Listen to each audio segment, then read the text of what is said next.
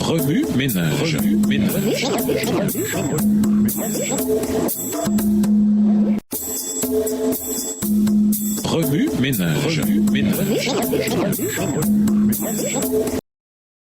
Bienvenue à notre émission Remue ménage. Nous voyons la leçon de mercredi. Invité, la plus grande apologie. Le plus grand obstacle à la foi en Dieu est peut-être les êtres humains qui prétendent le suivre. Les représentations fausses de Dieu que font les chrétiens dissuadent souvent les gens de se tourner vers lui. C'est une opinion impopulaire, mais c'était également vrai pour les disciples de Jésus au début de leur ministère. Les évangiles décrivent la colère des disciples envers les Romains, leurs préjugés contre les Samaritains, leur zèle mal avisé dans la défense de Jésus et leur hostilité envers ceux qui ne suivaient pas leur méthodologie. Si les disciples ont commis des erreurs, il ne fait aucun doute que de nombreux chrétiens en font aussi aujourd'hui. Heureusement, Dieu est miséricordieux, patient et bon. Il trouve le moyen de nous utiliser malgré nos erreurs. Finalement, les disciples du Christ ont découvert le pouvoir de l'amour. Là où les mots échouent, l'amour réussit. La plus grande apologie a toujours été et restera toujours l'amour. Comme l'a dit un apologète, l'argument le plus puissant en faveur de l'évangile est un chrétien aimant et aimable. La meilleure défense de la vérité de Dieu a toujours été une vie marquée par l'amour envers les autres. L'amour est un langage universel qui n'a pas besoin d'être traduit. Être courtois envers ceux qui ne sont pas d'accord avec nous, aimer avec ténacité ceux qui sont difficiles à aimer, faire un effort supplémentaire, partager généreusement nos ressources et refuser d'abandonner les autres. Ces actions parlent plus fortement au nom de Jésus que tous les discours des plus grands philosophes chrétiens. Cela explique peut-être pourquoi Paul a dit « L'amour ne meurt jamais ». 1 Corinthiens 13, le verset 8, dans la version second 21. Les écrits de Jean parlent davantage d'amour que tout autre livre du Nouveau Testament. Dans ses épîtres, il utilise fréquemment les mots Dieu et amour ensemble. Jean ne se contente pas de dire que Dieu est aimant. Il dit que Dieu est amour. 1 Jean 4, verset 8. Il est impossible de parler correctement de l'existence de Dieu sans parler également de son amour, qui atteint les profondeurs même des besoins humains. Réfléchissez-y. Les 4 évangiles décrivent la vie et le ministère de Jésus-Christ. Ces récits contiennent plus d'histoires où Jésus guérit et défend les gens que des récits où il prêche. Il était le plus grand des apologètes et nous devrions suivre son exemple. La méthode du Christ pour sauver les âmes est la seule qui réussisse. Il se mêlait aux hommes pour leur faire du bien, leur témoignant sa sympathie, les soulageant et gagnant leur confiance. Puis il leur disait « Suivez-moi ». Extrait du livre « Le ministère de la guérison », le chapitre « Les missionnaires médicaux et leurs tâches » à la page 118, écrit par Ellen G. White. L'amour peut s'exprimer par des mots, mais il doit aller bien au-delà. L'apologétique la plus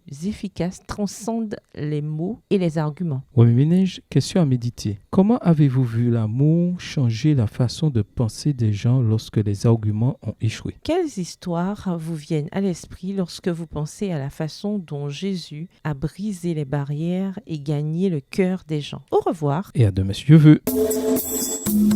Remue ménage.